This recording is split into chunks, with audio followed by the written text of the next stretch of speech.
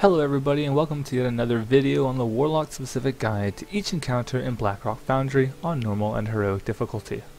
As always, this is Draven Rennick from the US Argera server, bringing you some recommendations for Beastlord Darmac. Today's specialization will be Demonology. This guide aims to cover the talents, both offensive and defensive, the glyphs, both offensive and defensive, useful add-ons, Warlock specific tips as they relate to mechanics, the opener, general DPS knowledge, the final 25% of the fight, and Warlock specific tips to boost your DPS. If you'd like to skip to any particular portion of the fight, feel free to click on the annotations you see on the screen now. With that said, let's get started. First, let's begin with the talents. As far as offensive talents go, there's really only one premier choice for this fight, and that'd be using Cataclysm and Grimoire synergy. With the frequency with which you'll be able to cleave multiple targets with your Cataclysm and Chaos Wave, this setup is simply the best. As far as defensive talents go, you can effectively argue in favor of either taking the on-use defensives, being Sacrificial Pack, and keeping Unending Resolve unglyphed, or taking the collective passive 30% damage reduction. The pros to the on-use defensives is that it gives you some control in case you accidentally get hit by something you shouldn't have, such as a spear or too many rend and tear ticks. However, I'd advocate taking the passive 30% damage reduction since there's such a consistent flow of damage going out in this fight. As such, you should take Soul Leech and Soul Link. Moving on to glyphs.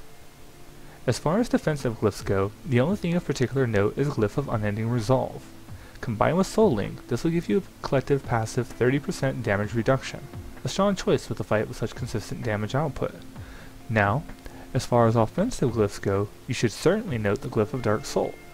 This glyph is going to reduce the duration of Dark Soul from 20 seconds to 10 seconds, and in turn, reduce the cooldown from 2 minutes to 1 minute. Personally, I prefer using this glyph so I can get more buffed Chaos Waves out, as well as Cataclysm, without being stressed that my Dark Soul will be on cooldown if I were to accidentally waste a charge. That said, you should take Glyph of Life Tap to keep as little stress on your healers as possible, Glyph of Dark Soul to properly burst down the adds, and either Glyph of Unending Resolve for the extra 10% passive damage reduction, or Glyph of Healthstone, since there's really no large spikes in damage on this fight. As far as useful add-ons go, there's nothing particularly notable. If you want to get an add-on like Tidy Plates that can enlarge the health bars of enemy targets, that may prove useful for maintaining dots on the spears and on the boss. Let's take a look at our opener. Since you're using Cataclysm, you'll want to make sure you do the following. Begin by pre-potting and properly pre-casting Soulfire on the boss. Just ensure that your cast goes off and is in the air before the tanks pull. Follow that up with a Shadow Bolt. Since you're not in combat, you want to avoid using any instant casts such as your dots. Then, once combat has officially started, cast Corruption on the boss. Immediately cast Handable Dam and go into Metaform to cast Doom. Quickly exit your Metaform and simply spam Shadow Bolt on the boss. About 10 seconds or so into the fight, the boss will use Call the Pack, followed by Pin Down.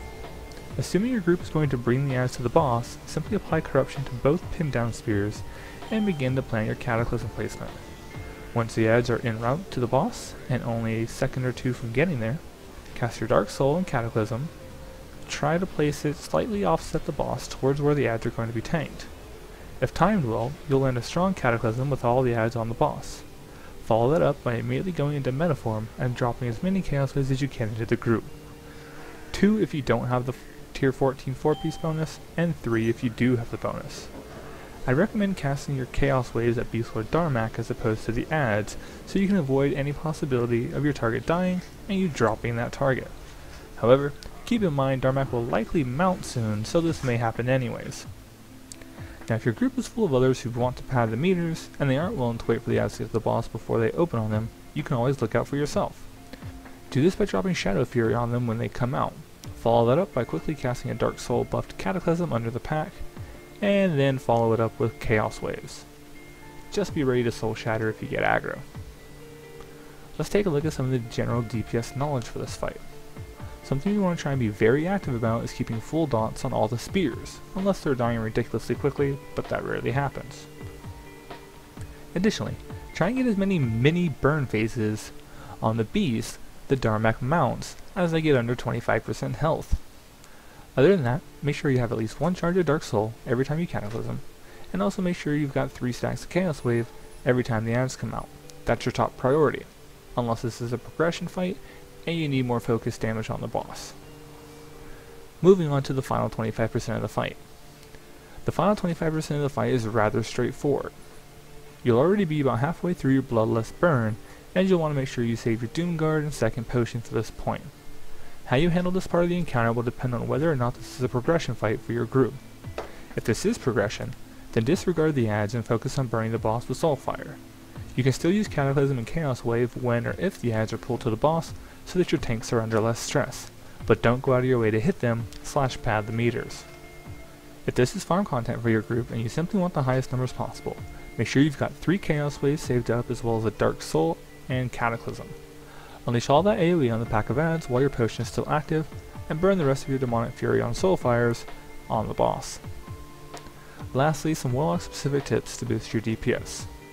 There are a number of things you can do as a Warlock in this fight to significantly improve your DPS. The most vital thing is to maximize your target's hit by both Cataclysm and Chaos Wave, especially when they're buffed by Dark Soul or Trinket procs. Secondly, you can ensure that you have both Doom and Corruption active on every spear as well as the boss at all times. The increased number of Corruption debuffs offers more opportunity to cast Chaos Wave. And lastly, make sure every Cataclysm you do is in caster form. The only time you want to forego the opportunity to put extra Corruptions on the Pack Beast is if your group bursts the adds down so fast that by casting in caster form, then swapping into meta form, you're unable to get all 3 Chaos Waves out. If that's the case, cast Cataclysm while you're already in meta, and follow it up by quickly blowing all 3 charges of Chaos Wave. Well, that concludes this guide to normal and heroic Beastlord Darmac. Thanks for watching. If there's a particular fight in BRF that you'd like to see next, let me know by leaving a comment below. I'll see you all in the next video.